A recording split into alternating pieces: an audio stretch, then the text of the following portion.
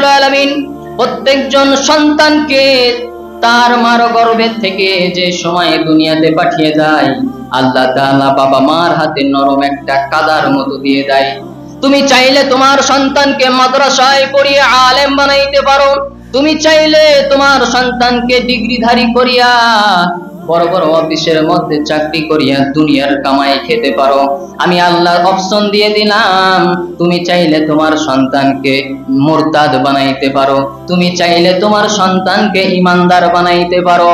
ও আমার দুনিয়ার মুসলমান ভাইয়েরা শোনো, যাদের ঘরের মধ্যে সন্তান আসছে, এই সন্তানকে যদি ইলমে দ্বীন শিক্ষা না দাও, কিয়ামতের দিন পার পাবা না। খলিফাতুল মুসলিমিন হযরত ওমরের দরবারে একজন যুবক মা বাবার সাথে অবাধ্য সম্পর্ক করে, মা বাবার কথা শুনে না।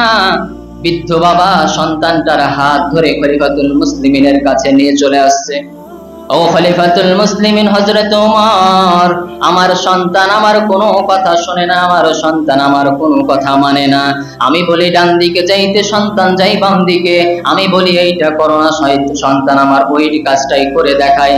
খলিফাতুল মুসলিমিন সন্তানের দিকে তাকাইয়া রাগান্বিত হয়ে বলতেছেন, বাবা তুমি কি বাস্তবেই তোমার মা বাবার কথা শোনো না? এ যুবক, তুমি কি শোনো নাই? আমার আল্লাহ কোরআনুল কারীমের মধ্যে বলছেন, ওয়াত্তাকুল্লাহ, আল্লাহ তাআলাকে ভয় করতে রে যুবক। তুমি যদি দুনিয়ার মধ্যে মারে বাবারে ভালো না বাসো, যুবক শোনো, তোমার শানে রাসূল বলে দিয়েছেন, হুমা নারুকা ওয়া জান্নাতুকা। তো যুবক, তুই ইচ্ছা করলে মা বাবার খেদমত করে জান্নাতে যাইতে পারো, আবার মা বাবার নাফরমানি করে জাহান্নামেও যাইতে পারো। মা বাবাই জান্নাত জাহান্নাম আল্লাহ তাআলার। খলিফাতুল মুসলিমিন এবার ওই যুবককে ডাক দিয়ে বলতেছেন, যুবক বাস্তবেই কি তুমি তোমার মা বাবার নাফরমানি করো? তুমি জানো না এটা কবিরা গুনাহ? তোমার অন্তরে কি আল্লাহর ভয় নাই? যুবক ডাক দিয়ে বলতেছেন, খলিফাতুল মুসলিমিন, সব হক কি আমার মা বাবা আমার উপরে পায় নাকি? মা বাবার উপরে সন্তানের কোনো হক আছে নাকি? বলে হ্যাঁ, সন্তানদেরও মা বাবার উপরে হক আছে, একটা নয় দুইটা নয়। বলেন কয়টা হক আছে? সর্বনিম্ন 3টা হক আছে, বড় বড় হক। খলিফাতুল মুসলিমিনকে যুবক ডাক দিয়ে বলতেছেন, আপনি বলেন দেখি আমার হক মা বাবার উপরে কি কি ছিল? খলিফাতুল মুসলিমিন 1 নম্বরে বললেন, তোমার বাবার কাছে তোমার হক ছিল, তোমার বাবা তোমাকে একটা আদর্শবান মা দিতে হবে। বলেন কি বান? আদর্শবান মা দিতে হবে, ইলমওয়ালা পরহেজগার মুত্তাকি মা দিতে হবে। ওই যুবক উত্তর দিয়ে বলতেছেন, খলিফাতুল মুসলিমিন, তাহলে কি আমি একটা আপনার উত্তর দিই? বলে দাও। উত্তর দিয়ে বলতেছেন খলিফাতুল মুসলিমিন, আমার বাবা একজন দুনিয়ার সবচাইতে নগণ্য ব্যক্তিদের মধ্যে, অপবিত্র মহিলাদের মধ্যে থেকে একজন সুন্দরী রমণী ডানাকাটা পরীকে বিবাহ করেছে। আমার বাবা কোনোদিনও আদর্শবান মহিলার খোঁজ করে নাই, এমন ডানাকাটা পরীকে বিবাহ করছে। আজকের যুবকদেরও তাই অবস্থা, সৌন্দর্যের দিকে পড়ে গিয়ে না আছে দিনদারি, না আছে ওর বাবা কেমন, না আছে ওর মা কেমন, না আছে ওই মেয়ের মায়ের বাবার বাবা মা কেমন, এটা দেখার বিষয়।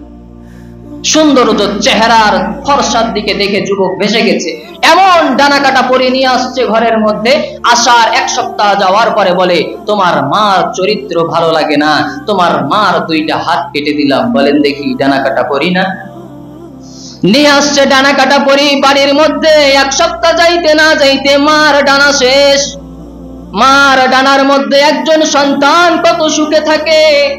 আল্লাহ রাসূল বলেন, সন্তান যখন চিন্তিত হয়, পেরেশানির মধ্যে পড়ে যায়, মার ডানার মধ্যে, মার আঁচলের মধ্যে যখন সন্তান চলে যায়, মার মুখের দিকে তাকাইলে আল্লাহ তাআলা অটোমেটিক সন্তানের অন্তর থেকে পেরেশানি দূর করে দেয়। জোরে বলেন সুবহানাল্লাহ। আসার 1 সপ্তাহের মধ্যে নিয়ে আসছে যে ডানাকাটা পরি, অর্থ বুঝে নাই। আসার পরে মার ডানাটা কেটে দিল, সন্তানের সাথে চলতে দিল না। 1 মাস যাওয়ার পরে, না যাওয়ার পরে বাবার সাথে সম্পর্ক নষ্ট করে দিল, বাবার ডানাটাও কেটে দিল। সন্তানকে বুঝ দেয়, তোমার বাবা মা চলাফেরার মতো লোক নয়, আমাকে এই জায়গা থেকে আলাদা জায়গার মধ্যে নিয়ে যাও। আলাদা জায়গায় নিয়ে গিয়েছে। স্ত্রীর নামে ব্যাংক ব্যালেন্স সবকিছু করার পরে অল্প কিছুদিন পরে ডানা কাটা করি নিজের স্বামীর ডানা দুটো কেটে দিয়ে অন্যজনের হাত ধরে চলে যায়। বলেন এরা কেন গ্রামের মধ্যে নাই? এই সমাজেরই কথা বলি। স্ত্রী, স্বামী আছে তার বাড়িতে, স্বামী থাকার পরেও অন্য যুবকের পাগল স্ত্রী ঘরের মধ্যে, জোরে বলেন নাউজুবিল্লাহ। বহু আছে, নাম বলতাম না, মাইকের আওয়াজ যতদূর যায় বোনদেরকে বলতে চায়, আপনার স্বামী আল্লাহ তাআলা আপনাকে এমন একটা নিয়ামত দিয়েছেন, বেবিচারী মহিলা হয়েন না। কেননা বেবিচার এত মারাত্মক, বিবাহ থাকার পরেও যে বেবিচারের মধ্যে লিপ্ত হবে, বলা হচ্ছে ওই যদি দুনিয়াতে গুনার জন্য তওবা করতে করতে করতে করতে আজীবন তওবা করে, এরপরেও যেই দিন বিবাহ থাকা অবস্থায় অন্য পুরুষের সাথে জেনা করে ফেলবে, সেই দিন থেকে নিয়ে ওর দুনিয়াতে বেঁচে থাকার হক উঠে যায়। জোরে বলে নাউজুবিল্লাহ। আল্লাহ তাআলা আমাদেরকে হেফাজত করুন। এক নাম্বার বলল কি, তোমাকে একটা আদর্শবান মা দেওয়া তোমার বাবার কর্তব্য ছিল। এজন্য যুবকদেরকে বলতে চাই, যুবক যখন বিবাহ করতে যাবেন দেখবেন, প্রথম যেটা দেখবেন সেইটা হচ্ছে মহিলা কোরআন পড়তে পারে কিনা, সহি শুদ্ধ কোরআনের অবস্থা দেখবেন। দ্বিতীয় নাম্বার, বাবাটা নামাজ পড়ে কিনা। তৃতীয় নাম্বার, মা নিজে নামাজ পড়ে কিনা। আরেকটু বাড়তি নিবেন, মার ব্যাকগ্রাউন্ড অতীতে খারাপ ছিল কিনা, এগুলো খোঁজে নেবেন। আগে আমাদের দাদিরা, আগের যুগের মানুষগুলো মেয়ে দেখতে গেলে মেয়ের বাড়ির ওই চুলোগুলো দেখতো, চুলো ভালো কেমন ভাবে লেপা আছে, লেবরা থাবরা কিনা। যদি চুলো দেখতো যে চুলোর কোনো যত্ন নাই, কালি লেগে আছে, এক সাইড ভেঙে আছে, তাহলে বুঝে নিত এই বাড়ির যে এই মেয়ের মা লক্ষ্মী না। এগুলো বুঝে না, এর সাথে বিবাহ দেওয়া যাবে না। আরে ওই যুগের মানুষ কোরআন হাদিস এত না বোঝার পরেও সঠিক মেয়েটাকে খুঁজে পেল।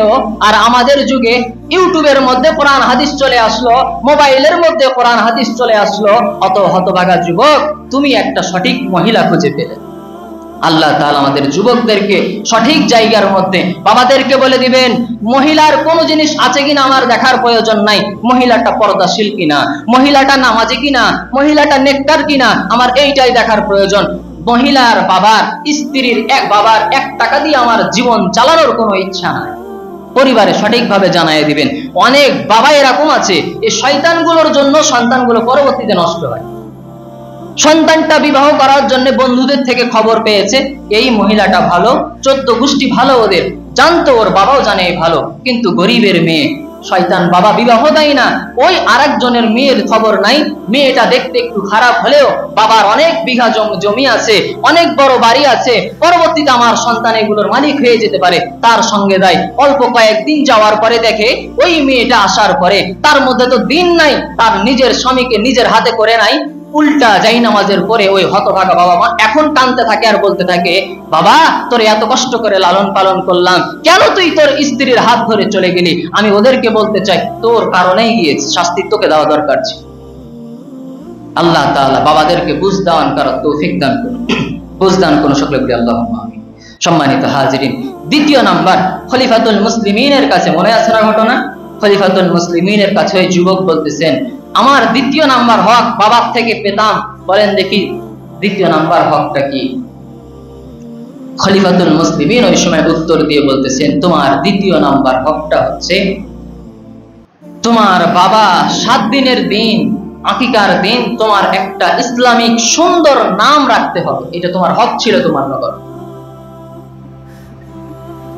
ওই যুবক ডাক দিয়ে বলেন, খলিফাতুল মুসলিমিন তাহলে শুনুন, আমার বাবা আমার নাম রেখেছে খানফাসা, বলেন খানফাসা, অর্থাৎ আমাদের বাংলা ভাষায় হচ্ছে গোবরা পোকা বা চামচিকা। বলেন দেখি, বাবা হয়ে সন্তানের নাম রেখেছে চামচিকা বা গোবরা পোকা, এই অর্থ, নামের অর্থ আছে? আমাদের বাংলাদেশের মধ্যেও যে এই আমাদের হালতের কথা বলি, নাম রাখার ঢং স্টাইল এত মারাত্মক। একটা মেয়ে দেখতে একটু সুন্দর ছিল, ছোট অবস্থার মধ্যে ফটর ফটর আওয়াজ করতো, ওর নাম রেখে দিয়েছে কটকটি। আবার দেখা যাচ্ছে নাম রেখে দিয়েছে মধু, নাম রেখে দিয়েছে সুন্দর চেহারা, নাম রেখে দিয়েছে মিষ্টি। বলেন দেখি, প্রত্যেকজন মা বাবা এই যে নামগুলো রেখে দিল, ছেলের নাম ভুট্টু রেখে দিয়েছে, ক্যাপসুল রেখে দিয়েছে, এই যে নাম রেখে দিচ্ছেন, আপনি নিজের আকলটাকে খাটিয়ে দেখেন তো, দুনিয়ার মধ্যে যতগুলো হক্কানি ওলামায়ে কেরাম আছে, যতগুলো বক্তাদেরকে, হক্কানি ওলামায়ে কেরামকে তো খুঁজে পাবেন না এখন, বক্তাদেরকে যে আপনারা পোস্টারের মধ্যে নামগুলো দেন, আচ্ছা এমন নাম কোনোদিনও কি পেয়েছেন যে হযরত মাওলানা অমুক ভুট্টুর রহমান, পেয়েছেন? সবগুলোর নাম 100-র মধ্যে 100 সুন্দর হয়। তার মানে বুঝবেন, সন্তানের নামটা যদি বেকায়দায় অন্য কোনো নাম রেখে দেন, আল্লাহ আলেমের খাতা থেকে আগেই নামটা হটায় দেন। এই জন্য সাবধান হয়ে যান। আপনার সন্তানকে যদি আলেম বানানোর ইচ্ছা থাকে, এমন একটা নাম রাখবেন কোন একজন আলেমের ছিল। সর্বপ্রথম নাম রাখার সুন্নত হচ্ছে আল্লাহর নামের সঙ্গে আব্দুল শব্দ লাগায় মিলিয়ে নাম রাখা। যদি না পছন্দ হয় তাহলে রাসূলের নামের সাথে রাখেন, রাসূলেরও 99টা নাম আছে। যদি তাও না হয় তাহলে সাহাবীদের কোনো একজনের সাথে মিলায় রাখেন। যদি তাও না হয় কোনো একজন আলেমের কাছে গিয়ে বলেন একটা অর্থওয়ালা, সুন্দর অর্থওয়ালা একটা নাম চয়েস করে। নিজে নিজে নাম রেখে দিচ্ছে, এমন একটা নাম রেখেছে যে নামের কারণে আগেই আল্লাহর ওলির খাতা থেকে ওর নামটা লিস্ট থেকে শেষ। একবার নিজের বিবেকে চিন্তা করে দেখেন, দুনিয়াতে চিন্তা করে দেখেন, এতগুলো আলেম দুনিয়াতে আছে, একজনের নামও খারাপ, একজনের নামও টায়ার ক্যাপসুল, এগুলো একজনের নাম নাই। অথচ আপনার ছেলের নাম রাখলেন, আমাদের মিয়া পড়ার কথা বলে এই জায়গার মধ্যে নাম রাখা আছে ভুট্টু, আর একটা ছেলের নাম রেখেছে কি বুলেট। বলেন দেখি, এগুলো বাপের নাম রেখেছে, এগুলো নাম চিন্তা করেন। সন্তানের নাম রেখেছে বুলেট, মানে ওই বুলেট, ওই যুগে একটা বুলেট নামে ছবি হয়তো ছিল, ওই ছবি দেখে সন্তানের নাম রেখে দিয়েছে বুলেট। আল্লাহ তাআলা হেফাজত করুন, সকলে বলি আল্লাহুম্মা। তৃতীয় নাম্বারে শেষ, তৃতীয় নাম্বার সন্তানের হক একজন বাবার উপরে ছিল আল্লাহ তাআলার কিতাবুল্লাহ শিক্ষা দেওয়া। এখন অনেক বাবা মাথাটারে নিচের দিকে লাগাইয়া দিবেন, যারা নাকি ফজরের সময়, যে সময় মসজিদের মধ্যেই ছোট্ট ছোট্ট বাচ্চাগুলো ডাক দিয়ে বলেন, সম্মানিত মা ও বোনেরা, আপনারা আপনাদের সন্তানদেরকে নিজ নিজ দায়িত্বে মক্তবে পাঠাইয়া দেন, ইনশাআল্লাহ এই সন্তান একদিন আপনাদের নাজাতের ওসিলা হইবে। এই কথাটা, ওই ছোট্ট বাচ্চার এই কথাটা কি আপনার কান পর্যন্ত পৌঁছলো না? এই সন্তানগুলোকে কাল কিয়ামতের ময়দানে যখন আল্লাহ বলবেন, সন্তান দুনিয়ার মধ্যে বড় রাজনীতিবিদ ছিলা, দুনিয়ার মধ্যে বড় ডাক্তার ছিলা, ইঞ্জিনিয়ার ছিলা, বড় উকিল ছিলা রে বাবা, কিন্তু দুনিয়ার মধ্যে তুমি কেন আমাকে চিনো নাই? ওই সন্তানগুলো ওই সময় আল্লাহরে আফসোস করে বলতে থাকবেন, আল্লাহ আমার মা আমারে ইঞ্জিনিয়ার বানিয়েছে, ইঞ্জিনিয়ার হয়েছি, আল্লাহ আমার মা আমারে ডাক্তার বানিয়েছে, আমি ডাক্তারি বিদ্যা পড়ে ডাক্তার হয়েছি। আয় আল্লাহ রাব্বুল আলামিন, যে সময় আপনি আমারে কাদার মতো করে বানিয়ে আমার মা বাবার হাতে দিয়ে দিয়েছিলেন, আমার মা ওইটা দিয়ে আমারে যা বানিয়েছে, আমার বাবা ওইটা দিয়ে আমারে যা বানিয়েছে, আমি তাই হয়েছি আল্লাহ, এর মধ্যে আমার বিন্দু মাত্র দোষ নাই। ও মালিক, আমার বাবা যদি আমারে কোরআন শিক্ষা দেওয়ার জন্য একটা উস্তাদ রিজার্ভ রেখে দিত, আমার বাবা যদি আমারে কোরআন শিক্ষার জন্য মাদ্রাসায় দিত, আমার বাবা যদি হাদিস শিখার জন্য আমারে মাদ্রাসায় দিত, আল্লাহ আপনার ওয়াদা, আপনার কসম করে বলে মালিক, আপনারে চিনতাম, রাসূলরে চিনতাম, ঠিক মতো নামাজ আদায় করতাম, আজকে জাহান্নামে যাওয়া লাগতো না। সেই দিন বাবাগুলোর চোখ বড় বড় হয়ে যাবে, সন্তানের এই জবাব শুনে হতভাগা বাবাদের চোখ বড় হয়ে যাবে। ওই সময় আল্লাহ তাআলা ডাক দিয়ে বলবেন, তুমি কি বলতে চাও, তোমার উদ্দেশ্য কি, বলে দাও। আল্লাহ কোরআনের মধ্যে এই ঘোষণাটা দিয়ে দিয়েছেন, অর্থ আল্লাহ তাআলার ওই সময় বান্দাগুলো ডাক দিয়ে বলবেন, আল্লাহ এই হতভাগা বাবাগুলো যাদের হাতে আমাদেরকে দিয়েছিলেন, এরা আমাকে দিন শিক্ষা দেয় নাই, আজকে জাহান্নামে দিবেন, সমস্যা নাই, আমি যেহেতু গুনাহ করছি জাহান্নামে দিবেন, দেন, কিন্তু এদেরকে জাহান্নামের রাস্তার মধ্যে শুইয়ে দেন, ওদের বুকের উপরে পা দিয়ে জাহান্নামে যাবো, জোরে বলেন না।